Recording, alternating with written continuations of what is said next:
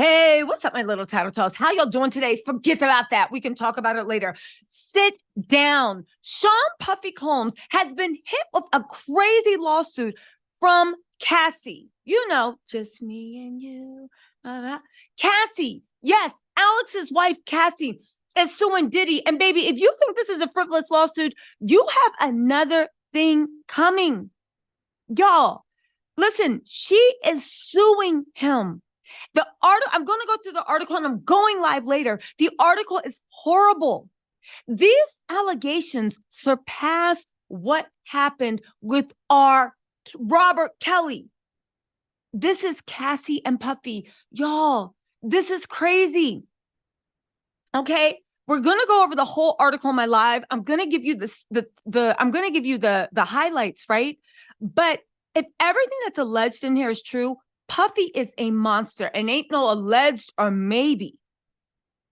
It makes me think about those Kim Porter rumors. Like, seriously.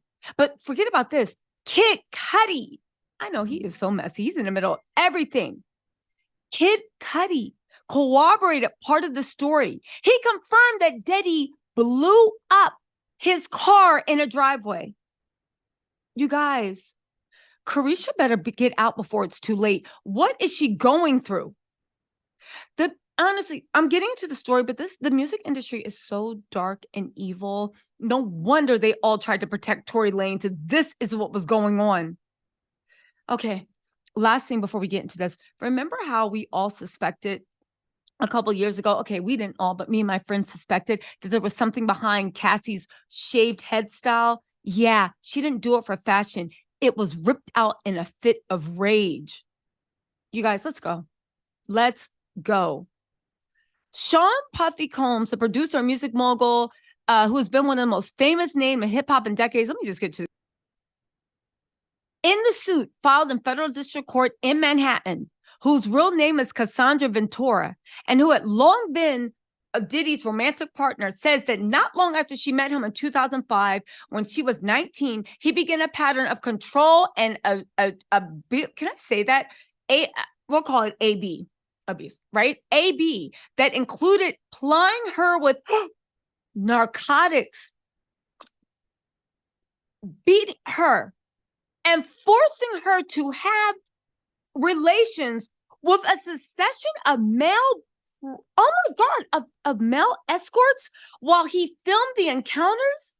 In 2018, the suit says near the end of the relationship, Puffy forced his way into her home, and raped her.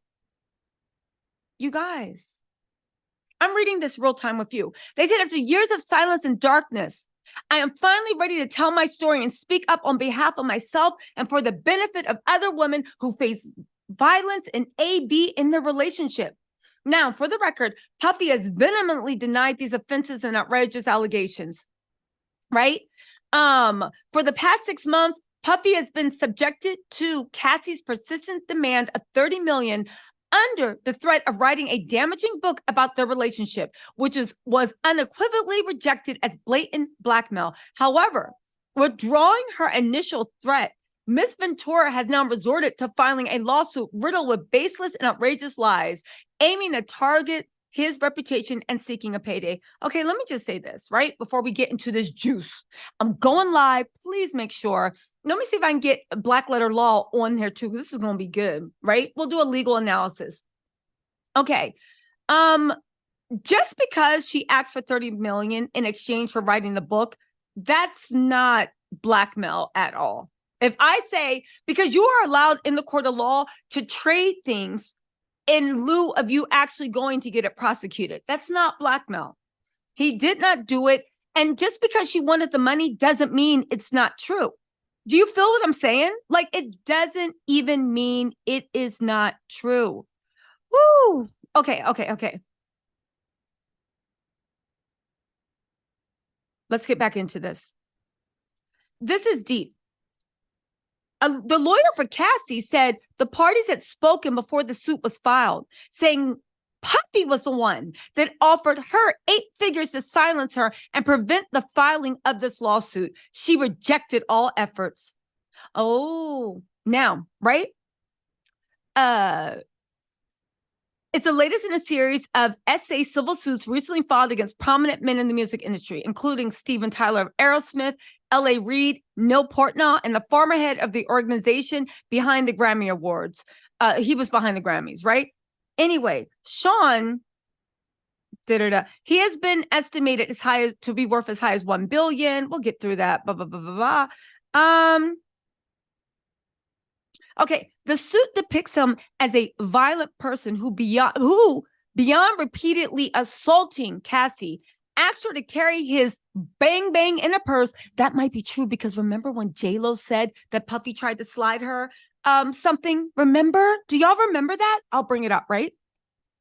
And the suit suggests he was responsible for blowing up the car of a rival suitor. In one incident, the suit says Puffy dangled a friend of Cassie's over a 17th floor hotel balcony. In naming additional defendants, court papers asserted that others who worked for Puffy had helped him to control Cassie, at times threatening her with retribution, like suppressing her music if she did not obey his orders, or by helping to conceal his behavior. The suit, which names Puffy and a number of its associated companies as defendants, speaks unspecified damages. She's coming for everything. According to Cassie's suit, she was swept into Puffy's jet-set lifestyle not long after meeting him and signing to Bad Boy Records, which released her debut in 2006. I remember that. That's a bop. Just me and you. I can tell by your eyes that you want me to. Okay. But the suit says his suit began to insert an extraordinary level of command over her life. In addition to controlling her career, he paid for her car, apartments, and clothing, and even had access to her personal medical records. According to the suit, the results from an MRI scan she had for memory loss, possibly caused by an OD or by a brutal. She said she suffered from Puffy, went directly to him. He provided her with copious amounts of narcotics, including ecstasy, ketamine, and urged her to take them, the suit says, and often became violent. Oh my God, assaulting her multiple times, being vicious with her multiple times each year. The suit says she never went to the police because she feared it would merely give Puffy another excuse to hurt her. In one incident in Los Angeles in 2009, Puffy became enraged when he saw Cassie talking to another talent agent, then pushed her into a car. Oh my God. He kicked her repeatedly in the face, making her head bleed. According to the suit, Puffy then had his staff bring her to a hotel room to recuperate for a week. She asked to go home to her parents, but he refused.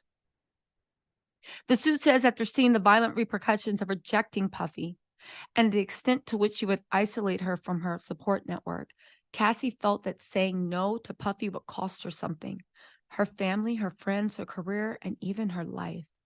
Though she tried to leave him, the suit says he sent his employees to lure her back.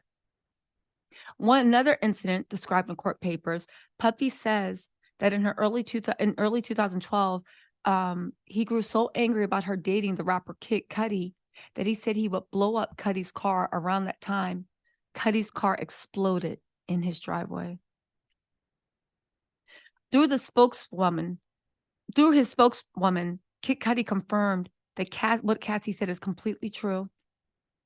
They said a few years into the relationship, the suit says he began coercing her to engage in a fantasy of his called voyeurism, in which she was directed to have relations with a succession of male prostitutes while Puffy watched.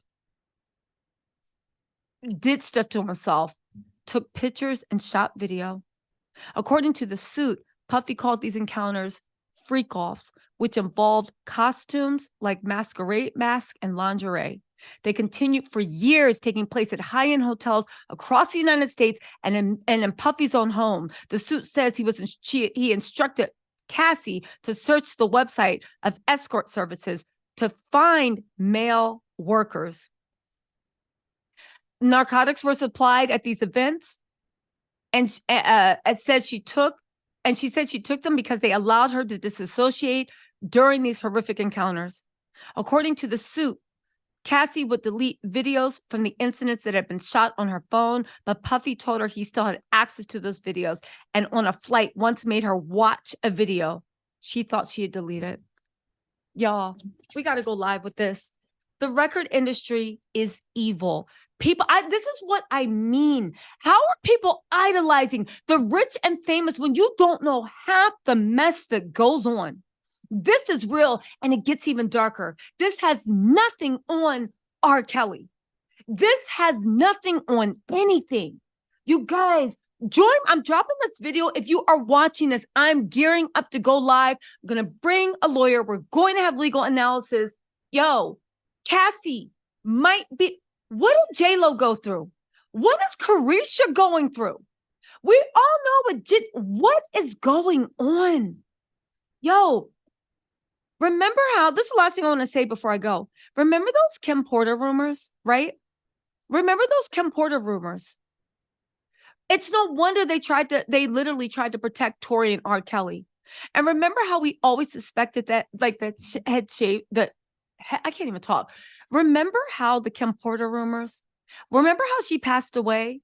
She literally was perfectly fine for Halloween and suddenly passed away from the flu a couple of weeks later. Remember when he was on the Breakfast Club making jokes about how he, like, basically mentally, like, and his son was sitting right there? Y'all, join me on live. All right, there's even more. I didn't even get halfway through. This is gonna be a book club. Cassie's not backing down. And the fact that Cassie's saying that Puffy tried to offer her 8 figures to shut her mouth, and she said, I don't care, you're going down. And now Puffy's trying to say that she tried to blackmail him for $30 million, even though that isn't even the definition of blackmail. Y'all, Kid Cudi has corroborated everything that she said. He literally was kung fu fighting her in a car, in her head, and took her. You know what? I'll see you on live.